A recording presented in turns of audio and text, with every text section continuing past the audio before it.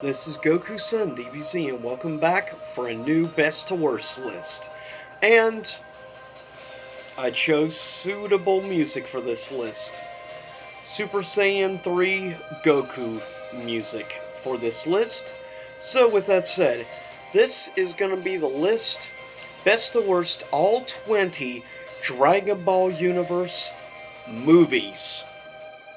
It will, however, exclude any specials. Like, unfortunately, things like the History of Trunks and Bardock the Father of Goku qualify as something called specials. So, with that said, it doesn't quite make the cut, unfortunately, since it's not technically movies. Also, neither will the Super Dragon Ball GT one involving Goku Jr. also technically is like a special, not an actual movie. So with that said, now you know. And oh yeah, we don't speak of Dragon Ball Evolution. It never happened. Does not exist. I'll stick with denial, thank you. But with that said, starting at number 20, released in 1998 in America. I'm giving American release dates. Is, of course, Dragon Ball, a Dragon Ball movie, and that is Dragon Ball Sleeping Princess and Devil's Castle. It is hands down my least favorite.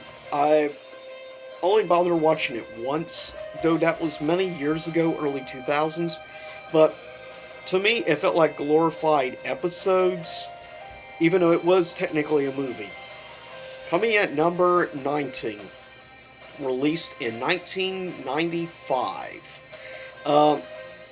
And that is Dragon Ball Curse of the Blood Rubies. It was the very first Dragon Ball of anything I ever watched, of the original Dragon Ball series. And I saw this by renting it from Blockbuster, of all places. How I miss Blockbuster. But Curse of the Blood Rubies was the very first. But after the years watching many other movies, it didn't really stick with me. Though I've actually probably watched this specific movie 3 or 4 times. Coming at number 18 is my least favorite Dragon Ball Z anime and film. And this was released in 2004, and it's called Dragon Ball Z BoJack Unbound. Hands down, I feel the weakest though. Hercule makes it a little more enjoyable. Coming in at number 17. Once again, we go to another Dragon Ball movie released in 2000. It's called Dragon Ball Mystical Adventure, which includes Chaozu and Tien Shinhan in it as well. Coming in at number 16. Also released in 2000. Dragon Ball Z. It would be the first time we ever heard the term Super Namek or Super Namekian. Coming at number 16 is Dragon Ball Z Lord Slug. Next, coming in at number 15. Released in 2002, this is one I actually used to like more than I do now. Though I've actually seen this a reasonable amount of times. I probably watched this movie about 8 times. Dragon Ball Z Super Android 13. Next up, coming in at number 14, we go to one of the oldest Dragon Ball Z movies. This is my least favorite of the original trilogy of films done before, under previous maker at the time, Pioneer Entertainment. This was released in 1997. Dragon Ball Z World's Strongest. Coming in at number 13. Released in 2005. Dragon Ball Z Bio Broly, which in my opinion of all the Broly films is by far the weakest. Coming in at number 12. Released in 2002, this was a sequel of another film which I feel is way better than the sequel, though still liked it. Came in 12th place. Dragon Ball Z The Return of Cooler. Coming in at number 11. Released in 2005. It was one of the last DBZ anime films for many years. My least favorite of the last batch of films. Released in, as I said, 2005, coming in 11th place, Dragon Ball Z Fusion Reborn, which of course would be the debut of the character, I believe, Gogeta. Coming in at number 10. Welcome to the top 10 now. Released in 2004. This was the second of a trilogy of Dragon Ball Z anime films. Coming in 10th place, Broly, Second Coming, which of course would also have Young Trunks, and of course would have Goten, along with, of course, adult Gohan. Next, coming in at number 9, released in 2003. The highest of all the Dragon Ball animated films, coming in 9th place, is Dragon Ball, The Path to Power, which also involves the Red Ribbon Army. Coming in at 8th place, released in 1998, the second of the original anime and movie trilogy. Coming in 8th place, Dragon Ball Z, The Tree of Might, which is a criminally underrated film, in my opinion, of the Dragon Ball Z movies. Coming in at number 7, released in 2001, the first of two films which I actually loved. I specifically loved the soundtrack. This movie had songs from Poison, but more specifically had songs off the debut album from, of course, at that time, young band Disturbed from Sickness. Coming in at 7th place is Dragon Ball Z, Cooler's Revenge. Coming in at number 6, in my opinion, the most underrated Dragon Ball Z animated film, hands down. Coming in at 6th place, released in 2006, Dragon Ball Z, Wrath of the Dragon, which explains where Trunks got his sword from.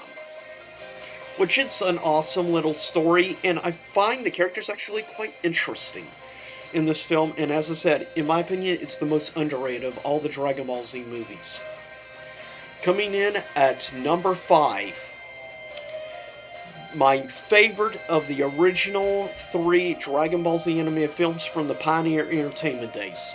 Coming in number 5, released in 1997, it was the debut of one of the more underrated villains, Garlic Jr. Coming in at number 5, Dragon Ball Z Dead Zone. Next, coming in 4th place, released in 2003, this was the debut film to many people of this awesome villain. Though he was kind of mindless in my opinion somewhat, though I still remember this movie many years later, and I still think he was a great, definitely intense villain. Coming in 4th place, Dragon Ball Z, Broly, the legendary Super Saiyan, which I'm sure many people have it at number 1 for them, but for me, 4th. Coming in at number 3, released in 2015, this would be the last of the films that actually used the Dragon Ball Z title. And also, we got to see the return of probably the greatest villain of all time in the Dragon Ball universe. Well, to some people. Me, I still kind of like Cell the most, but whatever. Coming in 3rd place, Dragon Ball Z, Resurrection F. And of course, we got to see the debut of Golden Frieza. Coming in at number 2, the only Super Dragon Ball Super movie with the actual Dragon Ball Super name. Coming at number 2, Dragon Ball Super Broly, released of course in 2019. Super great film. I really liked it. I've seen the film now 6 times in the past year since I've watched it for the first time.